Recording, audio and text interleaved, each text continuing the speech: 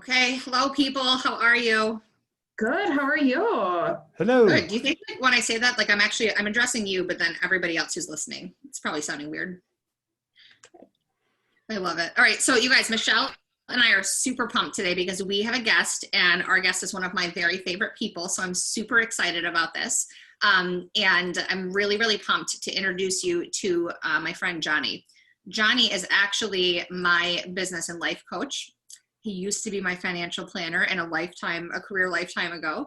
And every time I have something big in my life that's either really hard or honestly that I need to celebrate, and I want to make sure that I live in the moment and do it really well, like Jonny's my guy. Like we talk all the time about all the major transitions in life, and like I need help when things are hard, but also like I'm one of those girls that run really damn fast. So like when we have something to celebrate, I don't frequently take the time to do that, and he makes me stop and smell the roses. And we've been doing that together for a long time, so I'm grateful. So Hello. welcome, Jonny. Well, thank you. Yes. Okay, so Jonny's with Cause and Effect Coaching, you guys. That's your business.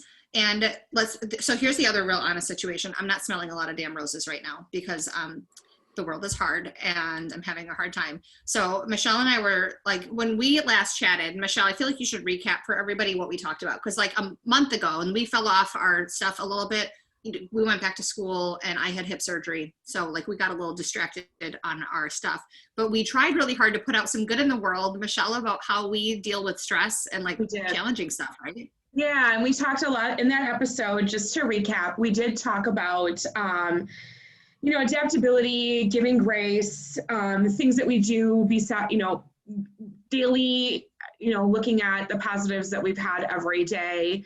Even if we only got like one thing done on our list, that's still like amazing that we did it. Exercise, meditation, those are some of the things that we've always felt like we've gone to.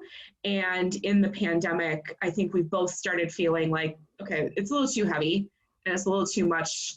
And maybe we need to rethink, but we didn't know what to do. And then while we were recording, we had the aha moment that maybe we could talk to Jonny, and maybe not only, would we benefit from it, but our listeners, we really feel like they would benefit from anything that he would have to say too. And that's why we're here today. Right. So, okay. So I feel like, Jonny, we were chatting and texting as we were kind of getting ready for this episode, and you had like the best saying ever about the sandwich. Can you share that with us? And yes, you can swear. It's fine. Thanks. Yeah. So the idea that when life gives us a shit sandwich, right, whether it's hip surgery, going back to school, losing a job, whatever it might be, COVID, right, the idea that we have to pretend, right, put on our happy face and pretend we like shit sandwiches, that doesn't seem to be a very effective strategy. And so hopefully today, during the course of this conversation, we'll find some ways to help people that are feeling like they're having a shit sandwich right in front of them, and to not just pretend and put on that happy face while you're munching away at something that tastes pretty awful. What can we do to reframe and maybe do something different, maybe be different, and see where that goes? So yeah, I'm excited to see where this conversation leads us. I love it. And it's funny because I feel like I'm normally relatively like glass refillable, and I've been a little on the sassy side lately, and Michelle's like doing her best to stay so positive, but like we're both in really crappy situations. So Jonny's got a model called Cause and Effect, and you guys, I'll just be real transparent. This is our second take at this because the first time we had an awesome conversation, but it was 53 minutes and we didn't think that like anybody would stick with us that long. We try to keep these things short. So we're going to do it again, and we're going to stay more focused on like the main issues in our life. And so for me, I'm trying to work and run a business and virtual school my kids, which is awesome. And Michelle had an amazing career, and like half of what we planned our podcast on is a travel agent and like, dream maker. And clearly we're not going anywhere. So she needs a job, and it's hard because like, Michelle, you're so good at what you do in event planning and bringing people together and creating amazing experiences. And we kind of can't do any of the things that like we want to do because of this global pandemic. Exactly. And what I'm faced with is like the box that people have me in, and how they see me is great and awesome, and I love that. But like there are so many transferable skills that I can offer, And it's hard to show people how my skill set can still have an impact in an organization, even if it's, having to start small in an organization and work your way up. And so I think that there's some challenges with that, because they see, oh, you have this, so therefore you're not going to stick with us a long time. Or, getting through an HR person who only can see the box. They don't want to take the time to further explore. Maybe there's something deeper as to why this opportunity might be why, speaking to someone. And for me, ultimately, like leaving the house, I have to do that once in a while. It's no secret that I live alone, and it's great to work from home, but that is not healthy for someone in my circumstance. You're like the extrovert ever. So like it's hard to be alone. And so this is where like I'm actually really pumped, because Jonny's model has helped me a ton. And then I literally was joking that like clearly I'm not a fast learner, because I did yell serenity now in my kitchen last night while I was on a live video, because my kids just never stop talking. But like Michelle, in the boat that you're in, and this is where like Jonny, I want your take on this. Like when Michelle's been looking for a while now, because like obviously like we've been 6 months since you were able to book a trip, really. Right. So like but the story you tell yourself is you're still looking and thinking it's going to be okay. Like, I mean, you are so positive, but like even it's just hard, right? It is. So Jonny, how do you like not want to yell serenity now in Michelle's case? In Michelle's case, right? Yeah. And Michelle, you actually talked, very, very positively, like Mariah said, about that idea of taking your skill sets from a previous job and people that are in the same position as you, really identifying who you are matters more to people that want to hire you than what you've done. Because what you've done is in the past, and who you are and all the possibility is in the future. And I would just invite this. So the one thing, and Mariah, you pointed to it, it's the story that we tell ourselves. And even as we express the conditions that we're experiencing, and let me just share what you said, Michelle, this idea that the box that people have me in. And while you are looking for evidence to support that, and you have it with maybe some HR people that limited you because they could not see those possibilities, they could not do that transfer of those skill sets that you have into what they might need in their company. So just because it's their reality doesn't mean it has to be a reality you buy into. Did you notice that, how you said that? I have the box that people have me in. It's almost like you're at the effect of their distorted view of reality. And right there is where we can start playing with the idea of the story that we're telling ourselves. Because if we believe that story, now the next interview you have, your brain is designed, it's a psychological thing, like that narrative is going to play in the back of your mind somewhere. And you might look for evidence to see that HR person that you're talking to right now, that is very different than the person that you talked to before, might actually see the same thing, because you're going to tell myself. Energy. Yeah, you're almost going to have that energy of being in that, well, here's another one that's going to put me in a box. And so what do we do with that, right? Like let's bring some awareness. Now that I've reflected that back to you, I'm just curious. Okay, so what in your experience has brought what skill sets can you bring? And this is true for anybody listening right now that might be in the same place as far as a job search. What skill sets can you bring forward regardless of organizations? Because organizations are looking for people to solve problems, and people that have skill sets, that's the dollar sign that's associated to the amount of value you bring to an organization and the contributions you can bring is the skill sets. So what skill sets would you say you have naturally and maybe learned to an organization? Sure. Well, I mean, for one, customer service is something that I pride myself in. Every job I've ever held has had an aspect of customer service. Over the years, I feel like I've developed very solid skills in that. And so I think that a lot of people are looking, to me, customer service also builds into relationship building, networking. And it's not like you can go to, and then the other strong skill set that I bring is, I don't want to say it's a gap filler, but I don't really have this ego that I was hired to do X, so therefore that's all I'm going to do. I enjoy helping solving problems in multiple areas of an organization.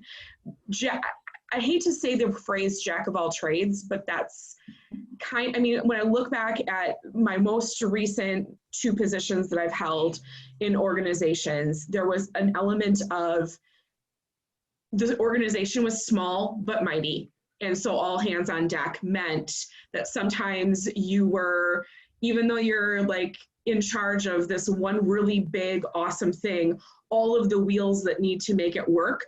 So that means that maybe you're running the cash register in the gift shop, or that means that you're doing something else. But in the long term, it is helping the overall success of the whole program that you are with. So I don't know what that skill set is. I like personally refer it to as like jack of all trades, because in that case, like, I mean, I come in no ego and say like, if there are areas that need to be filled, I can help fill that, because in doing that, you hear all of the things that might be going on to then take it to the right people to say, these are the things that are going on. And if we could do this to make this area function more smoothly, we would get 10 times more productivity. And you can't just come into an organization and do that. You have to be in an organization and learn the culture so that you can start to make those. And so I don't know what that is, because you don't go to school for it, but those are all inherent things that I've learned over the years. And that's what I love doing is, I hate to say it, you got a problem, I'll help you solve it. But in some cases, like, that is the thing. And I kind of have a theme song right now. Like, I think I need you to have a theme song, and I think that might be it. Yeah, well, let's embrace the vanilla ice, right? Is that what we're referring to? I kind of am going there with that. Because, yes. All right. So, okay, I'm sorry, I don't want to interrupt, but there's something. No, you're good. Oh, I'm good. Okay, because what I heard a couple of times, you said, I don't know what to call it. And yet we just might have labeled it. So now we can change that story instead of, I don't know what to call it, to, no, I'm the vanilla ice, right? If there's a problem, yo, DJ, I'll solve it, or whatever. I might have just butchered that, but it's been a while since I heard that song.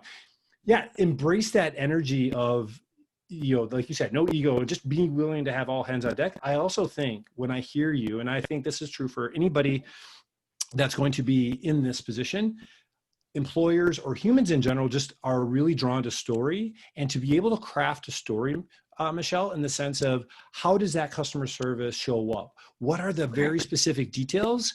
And, there's a wonderful book. I'm going to point you to a book. And I think anybody that's in business, Mariah, this could apply to you as you work your business, because I found a lot of value. My wife and I have found a lot of value. It's a book by, oh gosh, I can't remember her name. I think her last name is Hall, like Krista Hall, but it's like Stories That Stick. That's the name of the book. And Krista Hall. Yes. Hold on, I'm going to pull this up because I'm going to make sure. She has spoken at our convention from our company, Rodan and Fields, and she's amazing. Stories that Stick. Yeah. And and so what you'll find in that that wonderful book that she put together, Kendra Hall. Is it Kendra?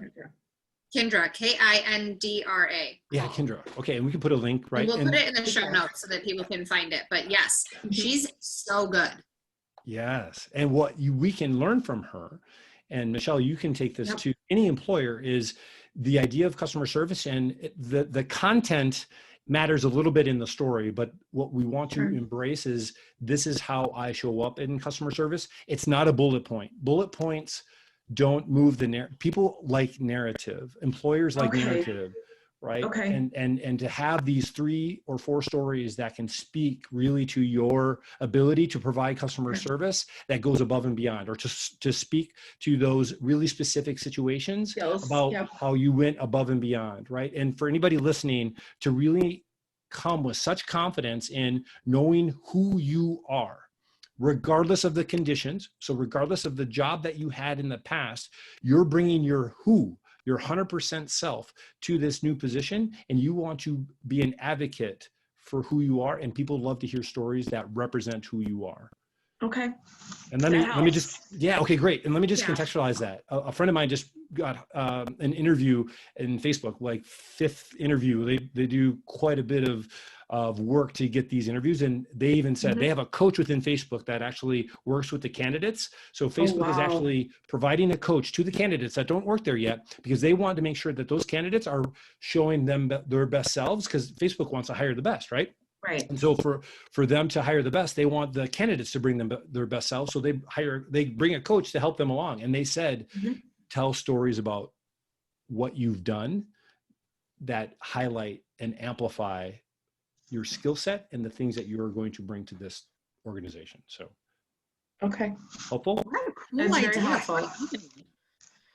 That is a great idea for a company, and a large company. I think that's awesome that they can do that. I think smaller organizations aren't able to, but what I like about what you've just said solidifies the fact that if you like, and this is where I feel passionate about and always have been, that if you have those innate skills in you that you're confident in, even if you don't know exactly what the job is and there has to be some on-the-job learning, you can succeed in that position better because you're not having to learn more than skills that can be trained.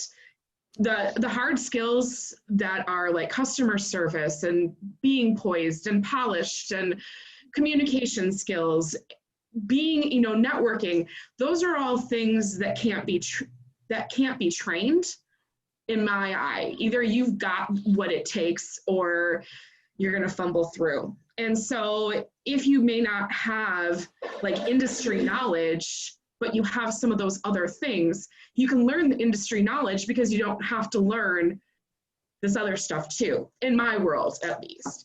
And so so that helps me figure out how I can connect some stories to say, I can learn and do good for you, even if I don't come in 100%. Right? Because you're never going to find that perfect, like people can wait forever for the perfect candidate and that person is never going to show up. And if they do, they may only show up on paper, because the good on paper people sometimes may not be the good in reality people. Like you said, is the past. How you show up today is hopefully how you're going to show up every day after. And that's like the thing. I don't know. No, I just have a question. So, I mean, we had this whole thing where we were talking about like name it, claim it, and tame it. And this in this cause and effect model where you're at, Michelle, I think it's like the story that you're telling yourself or the feeling that you have, because Jonny, you've got a whole matrix for this and people can walk through it for free on your website. I mean, I always find it better to work together, and you do offer personal coaching so people can work with you if they want to, but how does this fit into your model? Like the pieces that Michelle are talking about, how does she actually make that narrative change in your model? Awesome question. Yeah, because what I'm noticing, right, is one of the skill sets that has been traditional in the past for companies has been, hey, if you know more, if you have more experience, you'll be more of a contributor and you'll rise in the ranks. Something's happened over the last 10 years that has been shifting in our workforce, where having more information and having more knowledge and experience isn't necessarily influencing others like it has in the past. And so what I've coined as the awareness game, there is actually more results that can happen. You can get better results by playing the awareness game versus the knowledge game. And what that means then is being very attuned to the story that you're telling yourself, the feelings that you're having, and the actions that you take from that. And so more specifically, like when you go into an interview, people are going to be drawn to confidence. And the idea of confidence is a feeling that we can get based on the story that we're telling ourselves about who we are and the confidence that comes from knowing who we are. And so what I suggest then is in this cause and effect model, if people are going to be drawn to confidence and we're attracted to confidence, and I learned this as a financial advisor, right? People will give money to people who are confident. People will not give money to people who aren't confident and don't sound confident.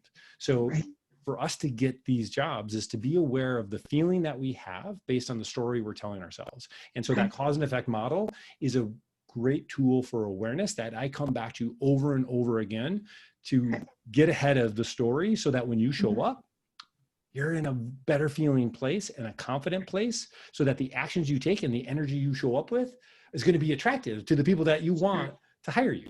Right. That makes total sense. Yeah. Yeah. So it's Yeah. almost like getting out of our head and getting into an energetic state. And that's Right. the awareness game. The knowledge game is always being trying to figure it out. That's a clue that we might be in our head, and that we're trying to look outside of ourselves for knowledge, that rather than to look inside ourselves for the awareness of what we're experiencing and what we're feeling and the story that we're telling ourselves based on the conditions that we're looking at. Sure. No, that totally. Is there like a, okay, because I feel like this is where I feel like a slow learner in this process. Like, at what point, like, what are the triggers that you feel like people should identify before you get too far down the what you're telling yourself path? Do you know what I'm saying? Because like, I feel like my biggest issue lately is just general anxiety. I can't unwind and settle down. And like, I feel like I might be late in catching those triggers where my brain's like, girl, you're going to lose it. It's like, what do I do? How do I catch it earlier so that like we can stay more in control? Because this is a lot of work to keep yourself like mentally telling the right story all the time. Absolutely. Yeah. And it takes practice, Mariah. So you're right on top of it. So, and I discussed this in the model. The very first thing that we notice is usually our feeling. And the feeling is a sensation that we feel in our body. So that anxiety, Mariah, let's see if we can identify, where do you feel that in your body? What is the sensation? Like everywhere all the damn time. For me, it's that like gut feeling you get where like something is just bothering you, but I kind of feel like I'm living with it lately. I mean, I'm not job searching, and so I feel for Michelle because it's always hard to do that, but doing it during a pandemic is hard. My issue, I think, is that like, I haven't been alone since March. I don't think my kids are ever going to leave again. And I love my husband. Like, in fact, one of my main life goals is to spend as much time as humanly possible with him, but I didn't plan on doing it during a pandemic. So like, I mean, he's like in my office, we're like trading space.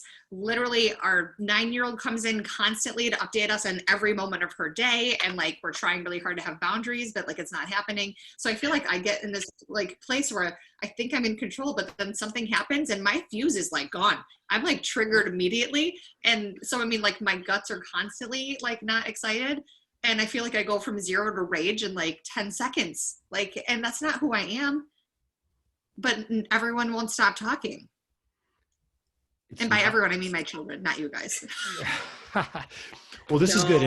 And you can hear the story, right, Michelle, that Mariah is experiencing. And that's a very true story, Mariah. Everything you do, right, is true. You haven't been alone since March. Your husband's in the same office as you. Your children continually to interrupt. And I imagine all of our listeners are saying, yeah, you too. And also this and this. And parents and they have to eat 500 times a day, and they need snacks, and everyone has to make the things. And like, I just want to lay on the floor and hide now, because like I'm literally, you guys, I'm not proud of myself. I hid in the bathroom and Bill did bedtime last night, and I had hip surgery 3 weeks ago, and he's done everything for 3 weeks. And I know that I like should suck it up and like go help put the kids to bed. I hid in the bathroom. I pretended I had to poop. That's where I'm at in my life. Which makes total sense. It's terrible.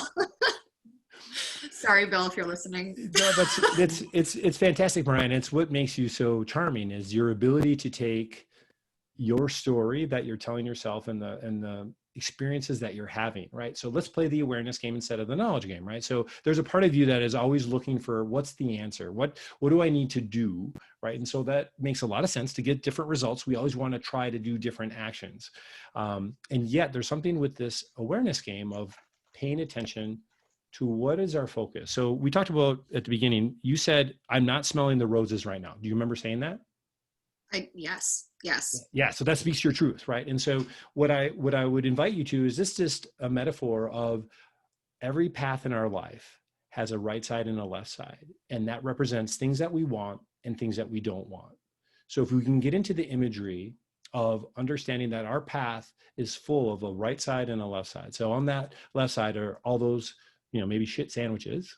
And on the right side might be where our roses are, right? The roses that are actually going to lead us towards more of what we want if we focus on the path that we're on right now in that moment. Are we looking at the sandwiches on our left, or are we looking at the roses on our right? What is it that we're ignoring? The things that are going really well.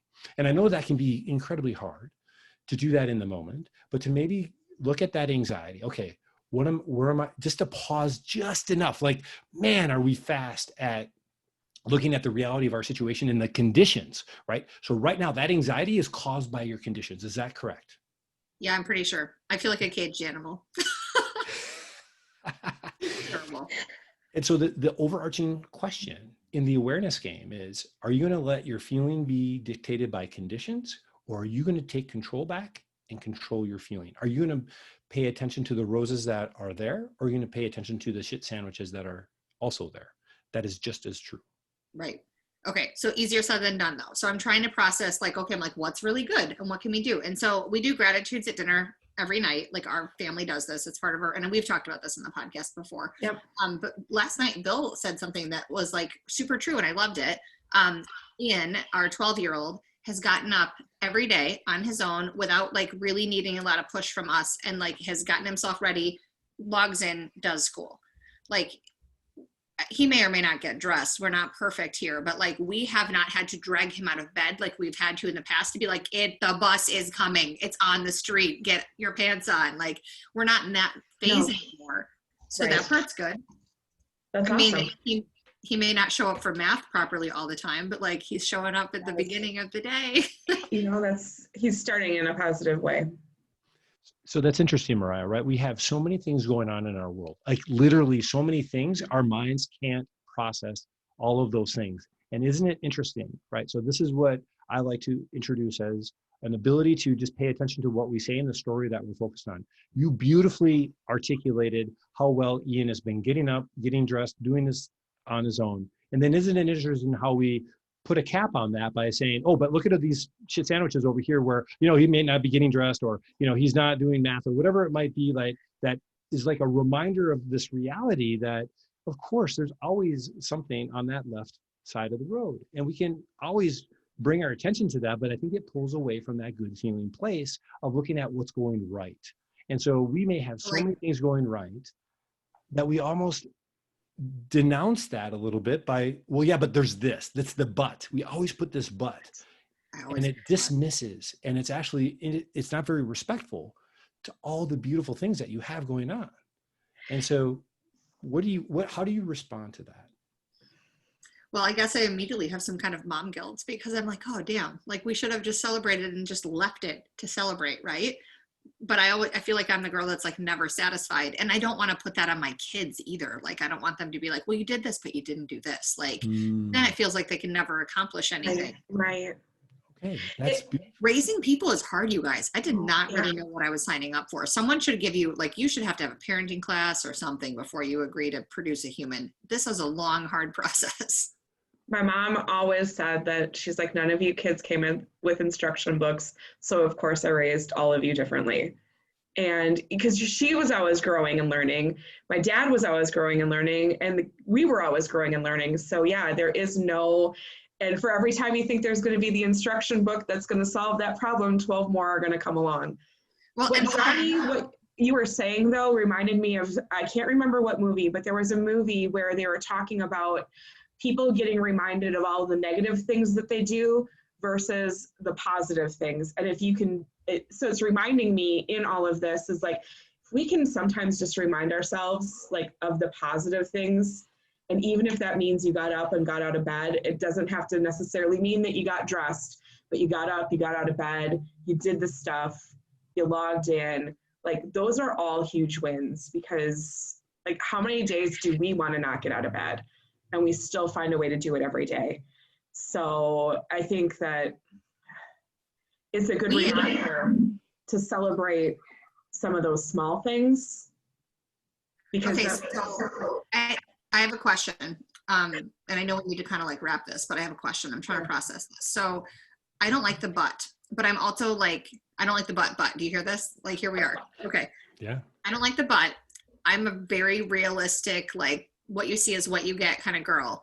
And so I'm nervous a little bit about showing up in the world saying, well, this part's great. And then it's not acknowledging the shit, because that feels braggy or inappropriate and not real. Like I'm not a highlight reel girl at all. So how do you stay real in it and honor what's happening, but not land in shit sandwiches? You know what I'm saying? Well, so you're asking me if I hear you, Mariah, right? You're asking me. I'm looking at these shit sandwiches, and I want everybody to look at these shit sandwiches, including me, right? And so, yeah, yeah, it's like, can we just acknowledge that? Yeah, life isn't perfect, but do we want to amplify the roses, or do we want to amplify? Because what we give our attention to, right? Tony Robbins talks to us, where focus goes, energy flows. And so, if we're talking about a feeling, and if we're telling a story, and we want to tell a story that's just as true, because remember, those roses are on your path. That's a true story. And that's what I want to amplify. And I'm going to trust that there will always be things that I don't want. However, if I pay attention to the things that I do want, and to get out ahead of it, and to identify, who do you want to be as a parent, Mariah, right? Who do you want to be? And getting out ahead of into that energy and that identity as a parent of a loving mom that can handle any condition. I'm going to rise above the condition and be this person regardless of the condition. I'm going to be this type of mom. This is my mantra. This is my identity. This is my reminder of how I want to be as a mom, regardless of the condition. So if I ask you that question, what's the word that comes to mind, or what's the feeling? You know what immediately popped in my head? I don't want to be the mom that yells serenity now in the kitchen. Okay, that's what you don't want, right? So now, right? I that's was like, okay. how do I do this? Yeah, I know. I want to be positive and uplifting, and like I want to be a cheerleader for my kiddos. I want to raise good adult humans. Like that's my whole goal. And if we model that behavior so that we can show them that we aren't conditional either, that they don't have to be at the effective conditions.